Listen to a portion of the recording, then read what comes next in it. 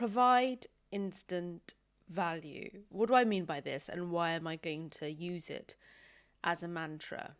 In communications, there's a principle called, I think it's called the pyramid principle, and it was, I think, coined by Barbara Minto. I'm so sorry if I've gotten the name wrong. And the idea is to put your foremost key core message first and then work yourself downwards. And I don't know whether some sales people would take the same approach when they're selling, but when it comes to communicating for your brand and wanting to sort of connect with your audience, the idea is to provide as much value as you can immediately. Why? Because we are living in this sort of attention deficit world in terms of user behavior and sort of the trajectory of content creation. There's so much content that's created every day by all sorts of humans and AI. So when you have an audience who is already just abundantly swimming, I won't say suffocating, but literally under like so much content, and the algorithm is basically supplying the same thing over and over for them, you've got to stand out. Now, in the case of you communicating to an existing audience who already sees you standing out, you've got to keep them there, but you also want to continue to give them the value that they've come to rely on you for. And even if they are subscribed to your channel or your podcast, your email newsletter, your service, they're still busy people. Now, if you're B2B and selling to other businesses, so you know the business mindset, in much the same way I am communicating directly to businesses for their business growth to help them with their communications, and also other communications professionals. You're all busy. We're all busy. So it's so important to give people what they need immediately. And then if they stick with you for the rest of it, that's fine. But don't even make the rest of it too laborious. And this is a brilliant lesson even for me. I do this really well for others and for clients. For myself, I can forget.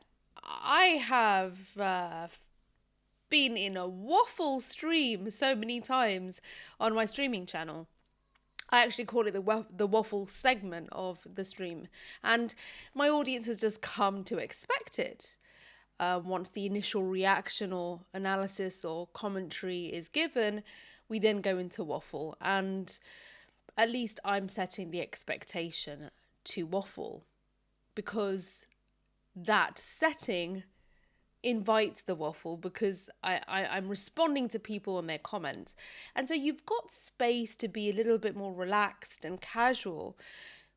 But overall, and this isn't just because we're trying to put everything into a 15-second clip or even a 60-second clip. Overall, people want to get the gist and the value of what you're offering immediately. So let's take not a video, not a podcast, not sort of audio visual marketing content as an example. Let's take an email where you're having to address a situation and communicate directly to your audience, whoever they are. Don't lose them with paragraph after paragraph after paragraph of either being defensive, outlining your principles or your values again, or your mission or your plan.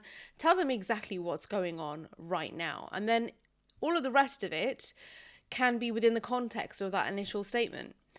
It will be contextualized for them. Whereas if you're kind of having to apologize for something or explain for service levels or having to address a reputational issue, they know that that's what it's going to come to. Like at some point, you're going to be addressing that issue. So why not just get to it straight away?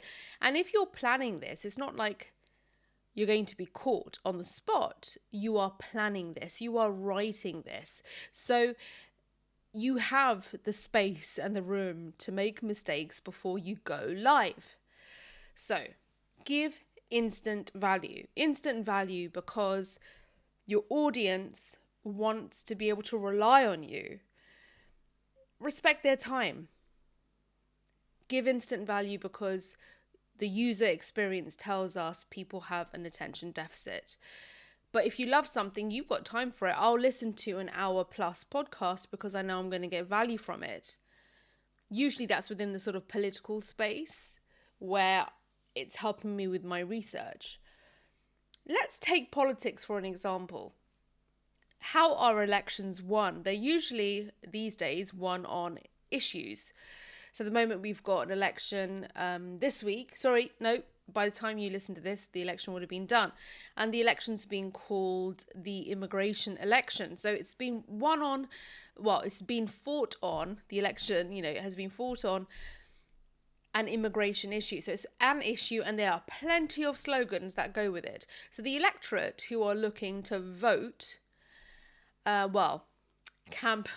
political campaigns are hoping that there will be votes for them.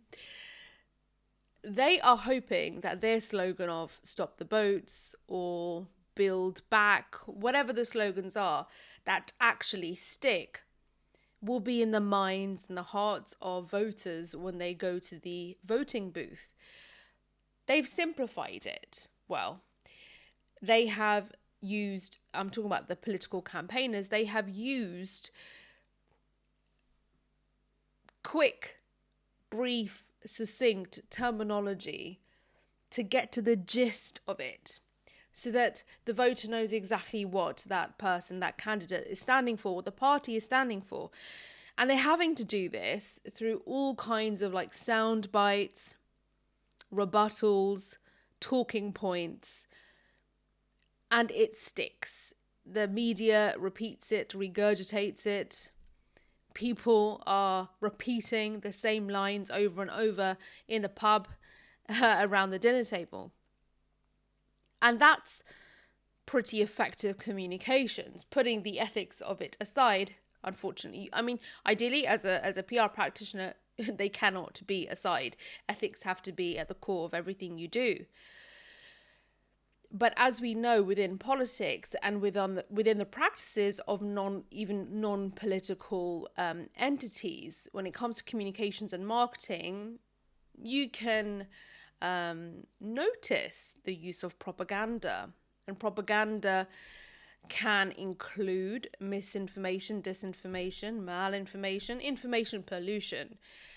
It can include inaccuracies, but it can include very memorable, very partial, biased, or even prejudicial views.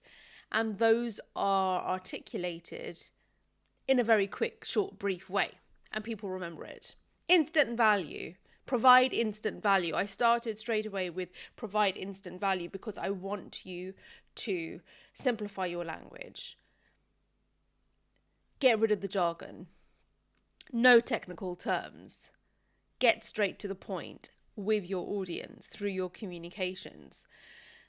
I'm talking to you in exactly the same way. So even though you might argue that your audience, your customer base, your followers are familiar with your industry, your area, your specialty, it might be that you are speaking to multiple audiences and not all of them are. Not all of them are aware of your expertise, your area. But also, you want to be a little bit more refreshing. You want to get their attention by de-jargoning it and making it almost informal. You can perhaps connect quicker and in a more powerful way. And we see this happen all the time in politics. Think about the kinds of thought leaders and influencers that you follow and enjoy listening to, reading. Is there a manner, a behavior that they have that helps you to relate to them? Think about that. There's no right answer, but I just want you to think about these things and draw from those things. Is there a personality trait? Is there a style? Is there a mannerism? Is there a regularity to their communication? Do they pick a certain platform that's perhaps more informal, more personal? Maybe they're right up against a screen, or maybe they're always in your inbox. And when they're writing a newsletter, it sounds like they're talking to a friend, like they're typing a text. Provide instant value. Instant value can also mean more immediate. Make it more immediate. There's like an immediacy. There's more intimacy sometimes in the style of communicating. Provide instant value. Give it a try. Tweak how you normally communicate with your audience. Get straight to the point. I know I'm going to use this more, especially on this new channel, PR with Serena, because I'm not quite sure who's listening yet, even though I'm speaking to businesses and I'm speaking to other communications pros or people, creators even, that work within the sort of media and the content space. Because I'm building this audience, I'm not quite sure who I'm speaking to, so I'm going to have to get to the point quicker so people know what I'm speaking about. For me to provide instant value, it means I'm going to have to get to the point quicker, introduce myself in a more succinct and stronger way, which I don't think I even did with this episode, my bad, and try and connect as quickly as possible so people get the gist of what I'm about and what I'm talking about here on this channel. PR with Serena, what could that mean? It could mean so many things. It's quite broad. A lot of the time I'm talking about how to improve your communications for your business growth, but I'm also talking about managing your reputation, especially within this climate that we're in, where people feel that there's a risk of getting cancelled so easily. So I'm looking at sort of certain problems in order to troubleshoot them and give you implementation to help you with that. But there's also general communications things that you need to consider as a business or an entrepreneur creator. And so sometimes I'm having to keep it a little bit broad. But I think the advice for myself is whatever I'm talking about, provide instant value. Get to the point as quickly as possible. And it doesn't have to be in a sales pitchy way. Just whatever the message is, the thing that you want to impart, get there quicker. Sometimes, you've got those friends who take ages telling the story and you're like, just get to the point. It's also a little bit like that. You could tease it. Of course you could tease it. There is a way of building something up, especially if you're doing some storytelling. But still, even the tease, even the signaling to something is providing something of value. So provide instant value. I really hope that this episode provided you with value. I appreciate you giving your time. I am a new channel. I'm Serena, a chartered public relations practitioner, as well as a content creator and multidisciplinary creative. I have 20-something years in public relations and communications, and I'm here to help you with your business growth, with your communications, with your PR expertise. I'll see you in the next video.